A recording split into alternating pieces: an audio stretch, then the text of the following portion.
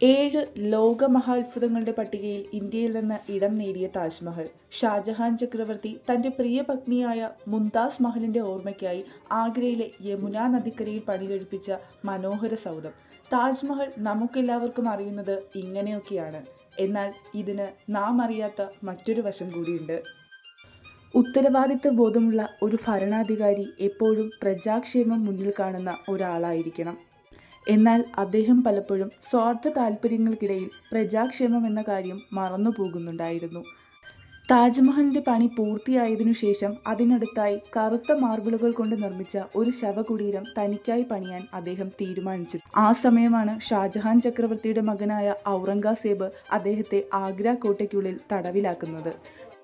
തൻ്റെ അവസാന കാലങ്ങളിലെല്ലാം ഷാജഹാൻ ചക്രവർത്തിക്ക് താജ്മഹലിനെ കണ്ടാസ്വദിക്കാൻ കഴിഞ്ഞത് ആഗ്രയിലെ ചെറിയ ജാലകങ്ങളിലൂടെ മാത്രമാണ്.